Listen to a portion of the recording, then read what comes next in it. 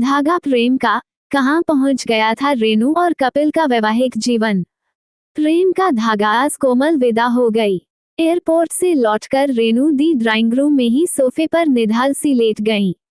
1 महीने की गहमागहमी भागम भाग के बाद आज घर बिल्कुल सूना सूना सा लग रहा था। बेटी की विदाई से निकल रहे आंसुओं के सैलाब को रोकने में रेनू दी की बंद पलकें नाकाम थीं। मन था आंसुओं से भीगकर नर्म हुई उन यादों को कुरेदे जा रहा था, जिन्हें 25 साल पहले दफनाकर रेनू दी ने अपने सुखद वर्तमान का महल खड़ा किया था। मुंगेर के सबसे प्रतिष्ठित धनाढ्य मधुसूदन परिवार को भला कौन नहीं जानता था। घर के प्रमुख मधुसूदन शहर के ख्याति प्राप्त वकील थे। वृद्धावस्था में भी उनके यहाँ मुवक्किलों का तांता लगा रहता था। वे अब तक खानदानी इज्जत को सहेजे हुए थे, लेकिन उन्हीं के इकलौते रेनू के पिता शंभुनाथ कुल की मर्यादा के साथ साथ धन दौलत को भी दारू में उड़ा रहे थे।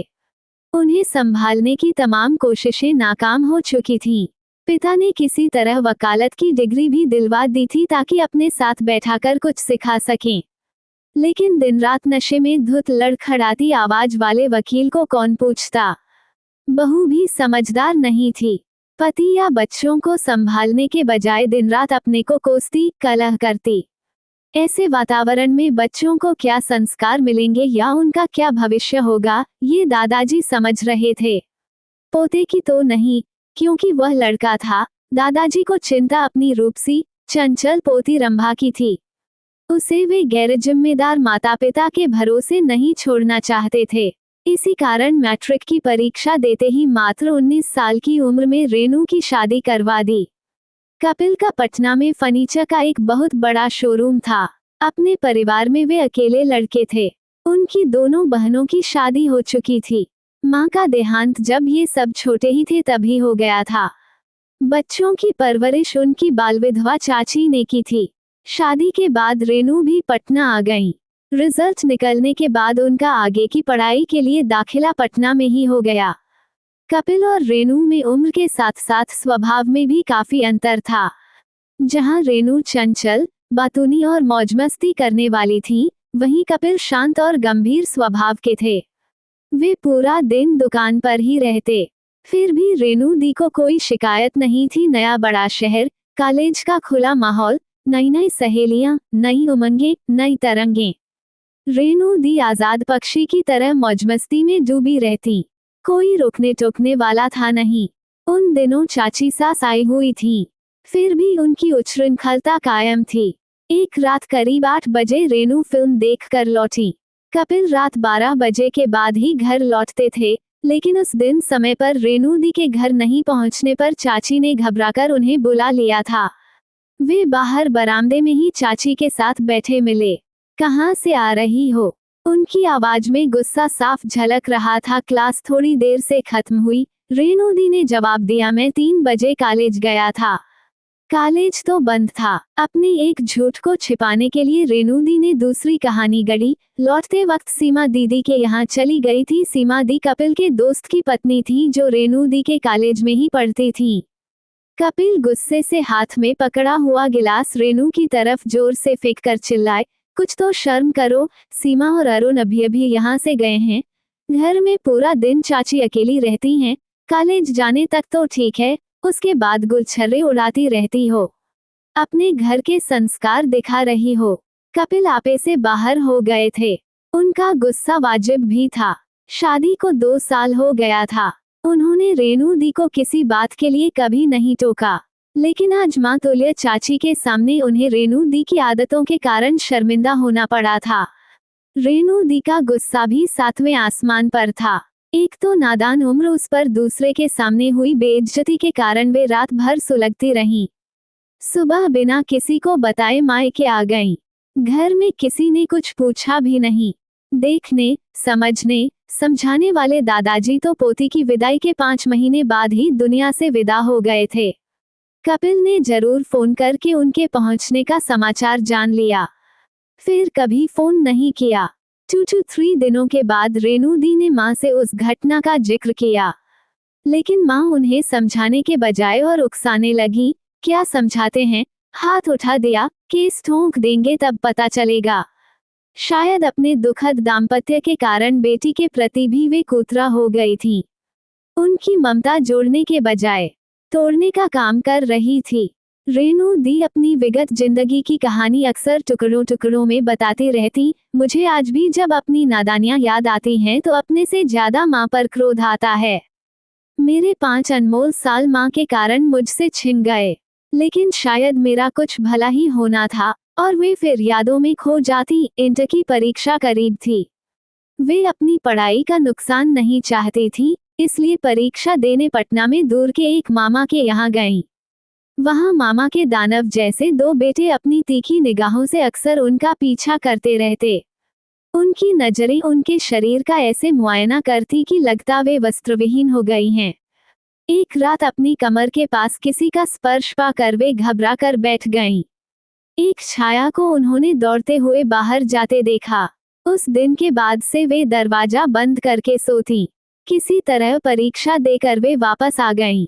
माँ की अव्यावहारिक सलाह पर एक बार फिर वे अपनी मौसी की लड़की के यहाँ दिल्ली गईं। उन्होंने सोचा था कि फैशन डिजाइनिंग का कोर्स करके बुटीक वगैरह खोल लेंगी, लेकिन वहां जाने पर बहन को अपने 2 छोटे छोटे बच्चों के लिए मुफ्त की आया मिल गई। वे अक्सर उन्हें रेणु दी के भरोसे छोड़कर पार्टियों में व्यस्त रहती। बच्चों के साथ रेणु को अच्छा तो लगता था, लेकिन यहाँ आने का उनका एक मकसद था। एक दिन रेणु ने मौसी की लड़की के पति से पूछा, सुशांत जी, थोड़ा कोर्स वगैरह का पता करवाए, ऐसे कब तक बैठी रहूंगी। बहन उस वक्त घर में नहीं थी। बहनोई मुस्कुराते हुए बोले, अरे आराम से रहिए न, यहाँ किसी चीज की कमी है क्या? किसी चीज की कमी हो तो हमसे कहिएगा, हम पूरी कर देंगे। उनकी बातों के लिजलिजे एहसास से रेणु को घिन आने लगी कि उनके यहाँ पत्नी की बड़ी बहन को बहुत आदर की नजरों से देखते हैं। उनके लिए ऐसी सोच। फिर रंभा दी दृढ़ निश्चय करके वापस मायके आ गईं।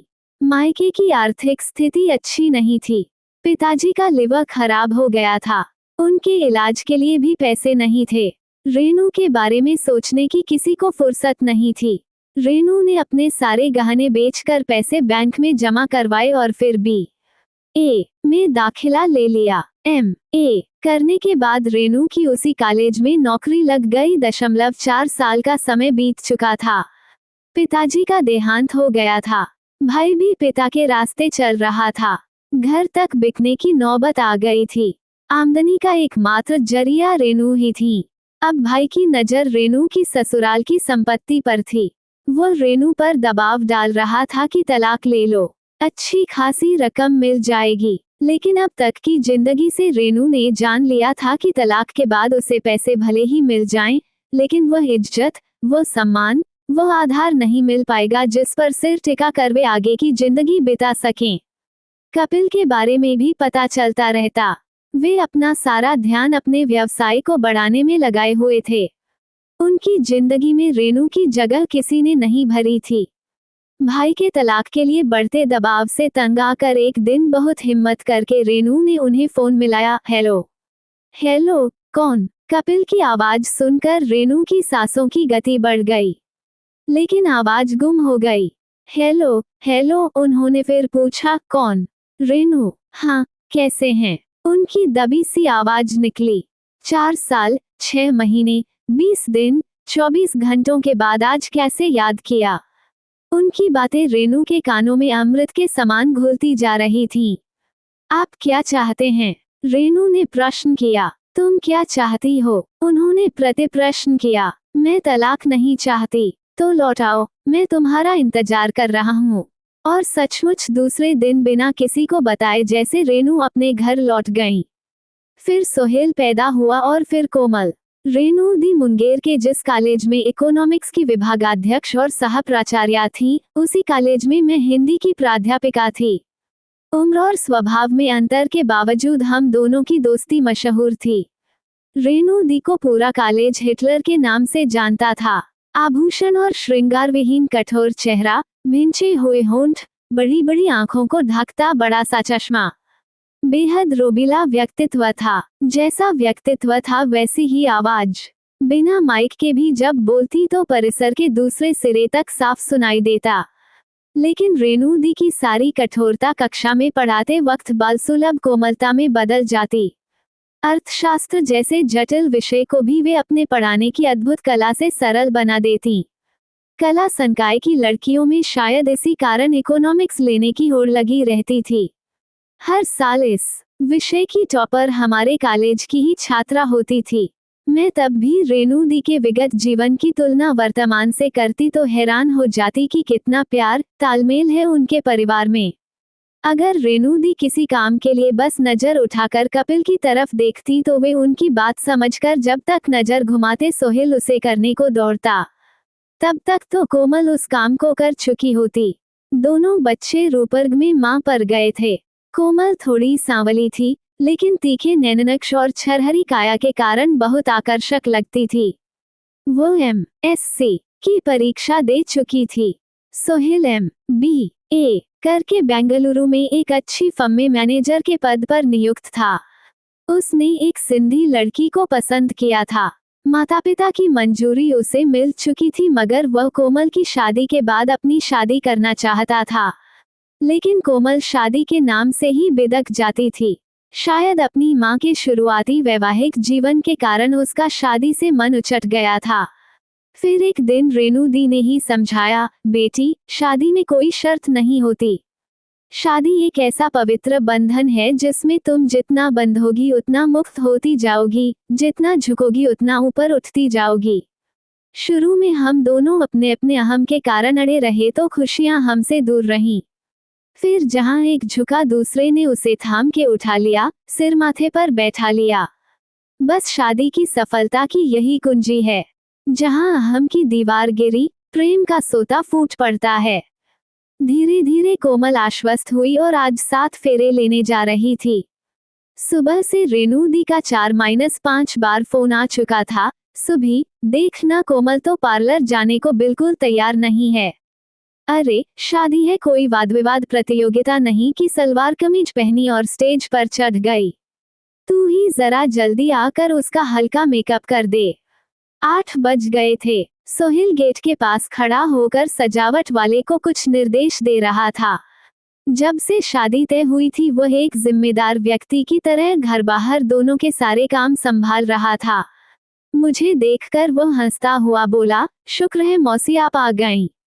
माँ अंदर बेचैन हुए जा रही हैं। मैं हंसते हुए घर में दाखिल हुई। पूरा घर मेहमानों से भरा था। किसी रस्म की तैयारी चल रही थी। मुझे देखते ही रेणु दी तुरंत मेरे पास आ गईं। मैं ठगी सी उन्हें निहार रही थी। पीली बंधेज की साड़ी, पूरे हाथों में लाल चूड़ियां, पैरों में आलता, कानों में झुमके, गले में लटकी चेन और मांग में सिंदूर। मैं तो उन्हें पहचान ही नहीं पाई।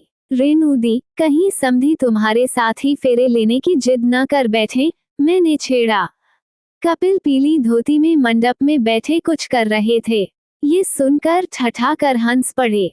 फिर रेणु दी की तरफ प्यार से देखते हुए कहा, आज कहीं बेटी और बीवी दोनों को विदा न करना पड़ जाए।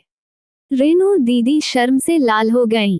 मुझे खींचते हुए कोमल के कमरे में ले गईं। शाम को जब कोमल सज-धज कर तैयार हुई तो माँ बाप भाई सब उसे निहार कर निहाल हो गए। रेणु दी ने उसे सीने से लगा लिया। मैंने कोमल को चेताया, खबरदार जो एक भी आंसू टपकाया वरना मेरी सारी मेहनत बेकार हो जाएगी। कोमल धीमे से हंस दी, लेकिन आंखों ने मोती बिखेर ही दिए। रेणु दी ने हौले से उसे अपने आंचल में समेट लिया। स्टेज पर पूरे परिवार का ग्रुप फोटो लिया जा रहा था। रेणु दी के परिवार की 4 मनकों की माला में आज दामाद के रूप में एक और मनका जुड़ गया था। उन लोगों को देखकर मुझे एक बार रेणु दी की कही बात याद आ गई।